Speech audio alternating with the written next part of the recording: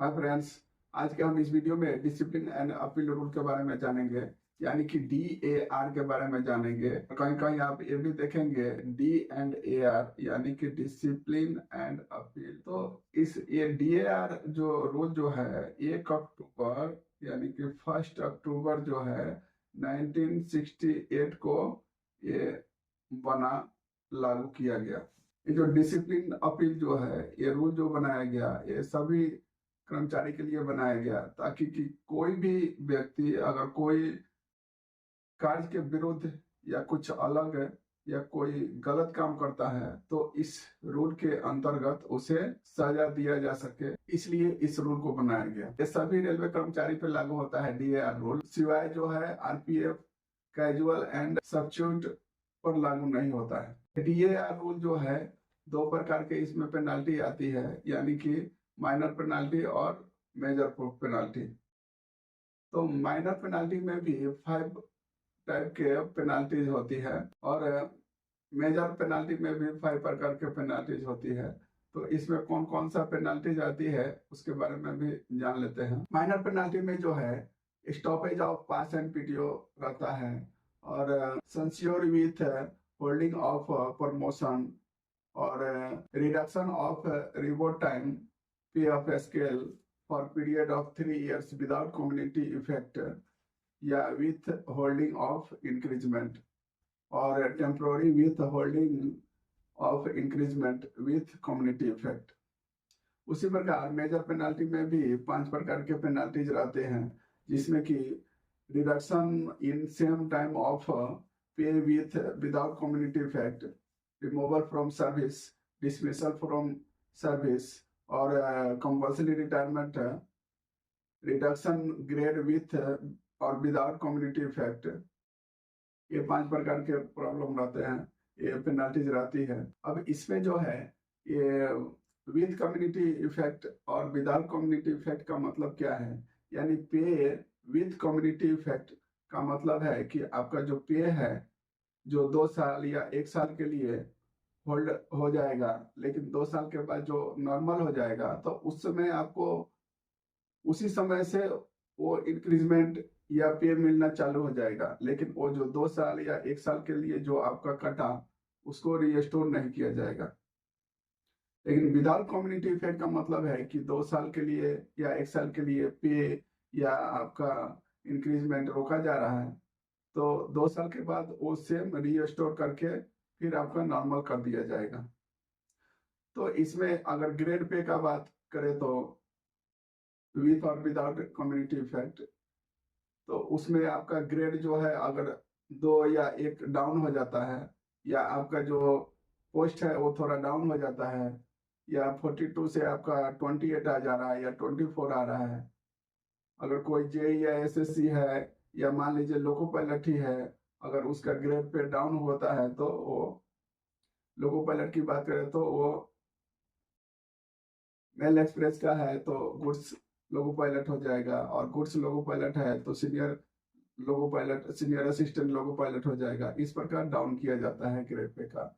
और पे स्केल में अगर डाउन किया जाए तो उसमें इंक्रीजमेंट को रोक करके 1 या 2 साल के लिए कम किया जाता है। तो इसमें विथ और विदाउट कम्युनिटी इफेक्ट का ये मतलब है।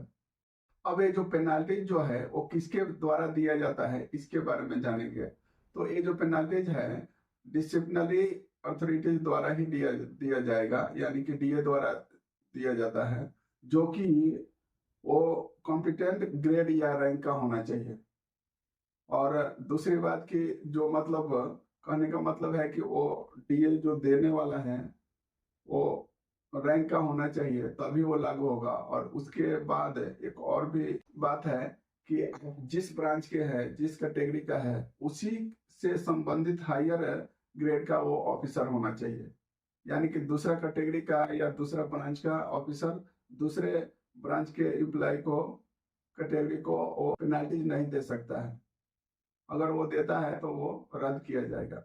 इसलिए वो क्या करेगा, अगर दूसरा ब्रांच का भी ऑफिसर है तो वो दूसरे ब्रांच को वो फॉरवर्ड करता है और वो जो प्रॉब्लम होता है उसके हिसाब से वो पेनाल्टी दिया जाता है।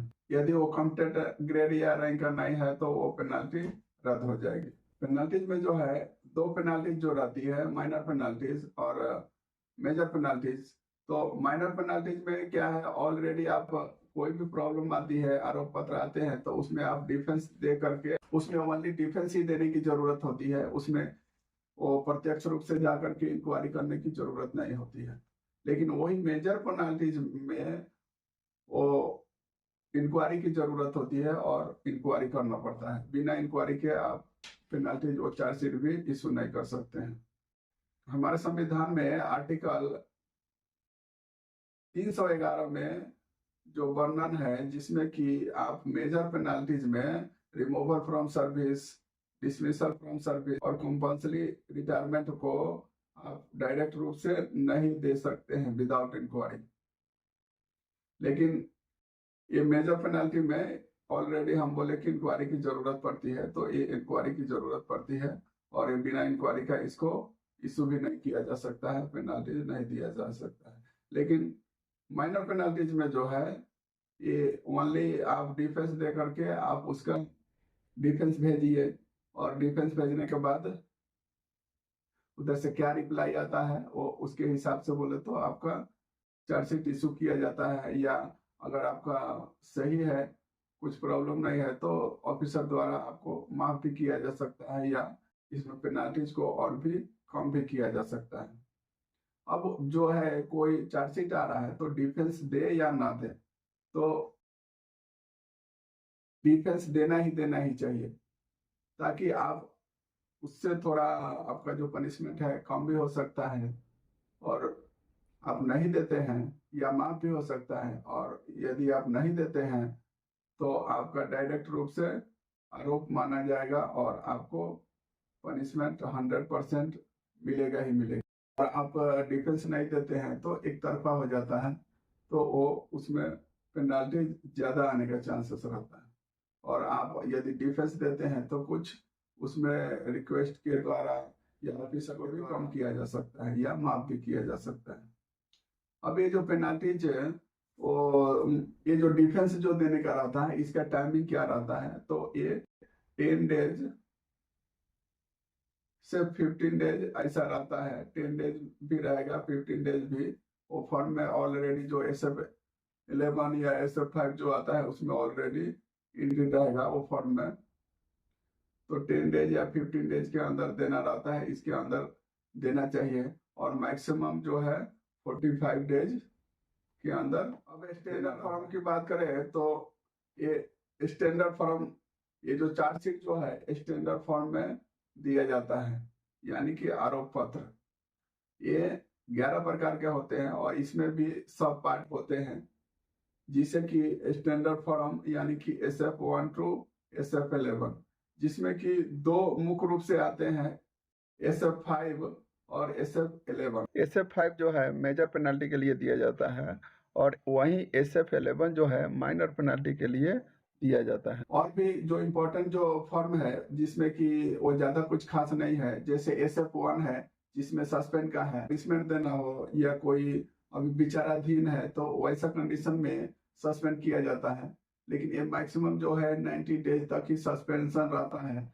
उसके पहले जो है, जो भी है, अगर यदि आपका पनिशमेंट विचाराधीन भी है तो 90 डेज के पहले ही वो क्लियर करना पड़ेगा, नहीं तो वह स्वतः ही सस्पेंशन जो है रद्द हो जाएगा। SF2 में जो है डिमिट सस्पेंशन है, जो कि अगर 48 आवर तक कहीं जेल या कहीं कस्टडी में आप रह गए हैं तो उस आधार पर वो SF2 दिया जाता है, डिमिट सस्पेंशन। इसी प्रकार SF3, 4, 5 ऐसे है।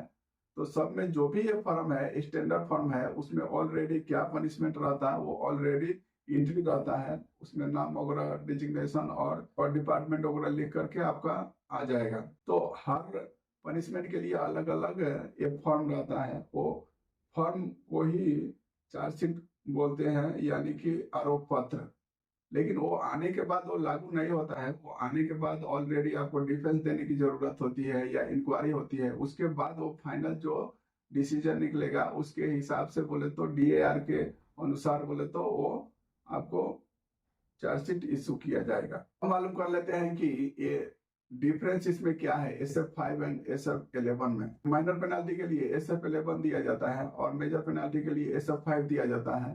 माइनर पेनाल्टी में जो है पास PTO ये कट होता है, उसके बाद ये इंक्रीजमेंट 6 मंथ, ये जो इंक्रीजमेंट जो है 6 मंथ, 1 ईयर, 2 ईयर्स या मैक्सिमम 3 ईयर्स तक ही लागू हो सकते हैं। लेकिन 3 ईयर्स के से ज्यादा अगर इंक्रीजमेंट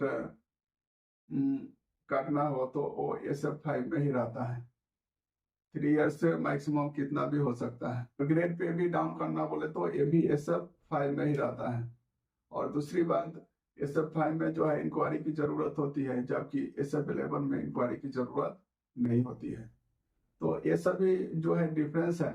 जितना भी जरूरी पॉइंट है उसको हम कवर किए। बाकी मेरा वीडियो कैसा लगा कमेंट करके अवश्य बताएं, और इस प्रकार की रेलवे संबंधी जानकारी के लिए हमारे चैनल को सब्सक्राइब कीजिए। और फिर मिलेंगे नेक्स्ट वीडियो में किसी नए टॉपिक के साथ। जय हिंद, वंदे मातरम।